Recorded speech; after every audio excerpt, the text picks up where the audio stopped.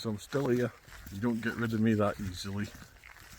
Operation appears to have been a success, although we won't know for 7 days and possibly even 8 weeks, because that's how long it takes for the scars in the heart to heal up. So, but yeah, looking good so far.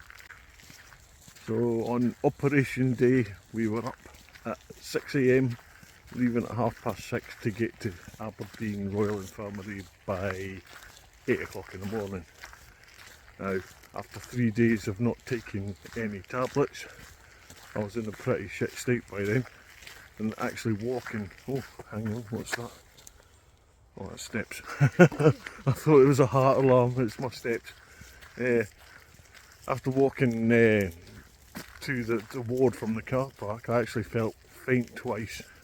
Now when I arrived, the first thing they did was do an ECG, and when the surgeon took a look at it, he was the picture of concern and sadness, and for a while he said that it probably wasn't even worth doing my procedure because there was 3 traces of VT on it instead of just the one that he'd seen before.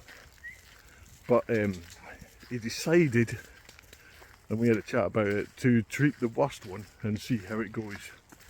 During the procedure he said that he never saw one of them again, and the other one was so infrequent it should never ever be an issue.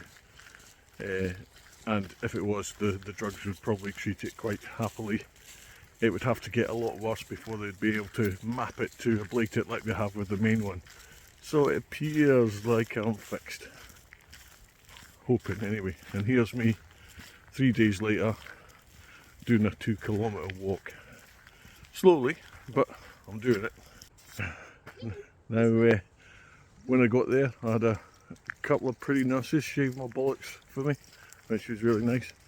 And then when they took me into the operating theatre, they covered me in iodine down there, and they stuck a tube in each groin, and they both went up into my heart, the catheters as they call them.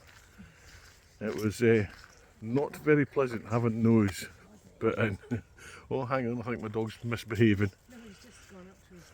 Yeah, it's quite Mucky boy. That was actually the worst part of the whole procedure, was having the tube stuffed in and pulled out. Once they pulled them out at the end of it, I was only in there for about an hour in the operating theatre. You had to apply pressure to my both groins for about 10-15 minutes to stop the bleeding, and that wasn't very pleasant either.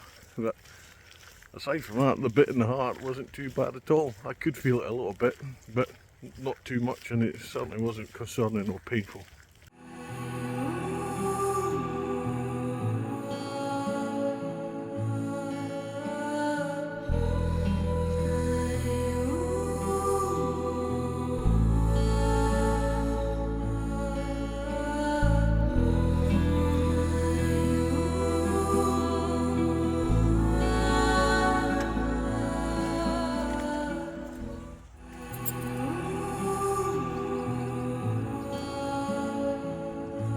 How far?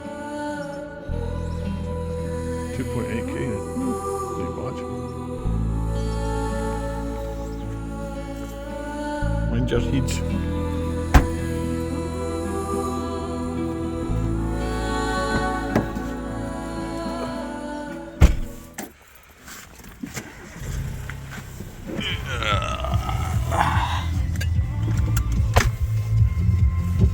Shite music again. Okay, come on in. Hello, Manny. Good boy. It would appear that I'm on a diet.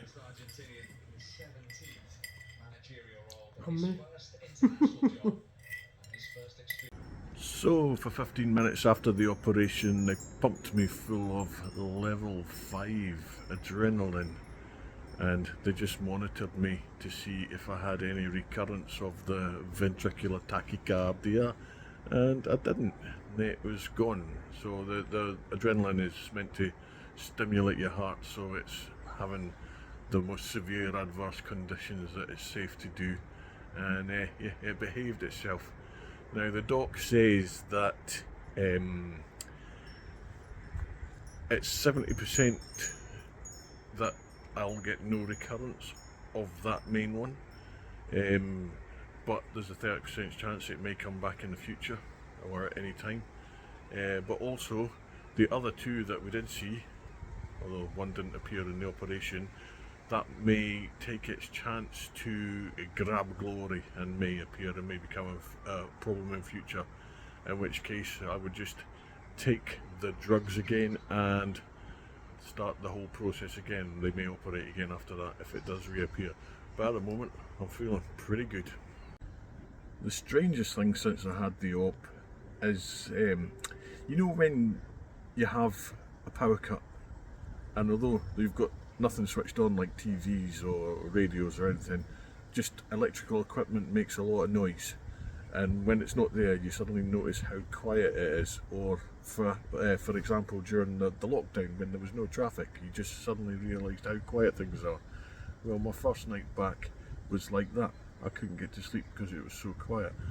I didn't realise how much noise my heart was making, and then when it's not there it's suddenly, oh my god, why is it so quiet? So yeah, that's taken a bit of getting used to, and also I feel like I can breathe again as well, which is great. Anyways, I've waffled on enough about this. I'm back and I'm going to get fit again. Okay, so one of the first things I'm going to do is obviously cut the hedge. What a mess it is, been left for a year. Look at that lovely sky.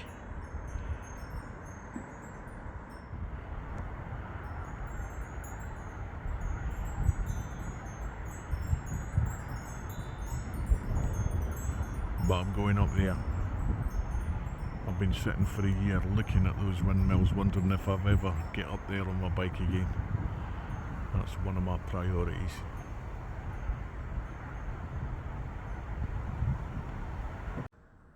Stop what you're doing and have a look at this though. Isn't this the best cranberry sauce jar you've ever seen in your life? Look at it. It's a work of art. I just loved it. Thought I'd stick it in this video for no other reason than it just looks cool. Stay on that bruising though. Look at it. Ouch. Sorry if you've just eaten.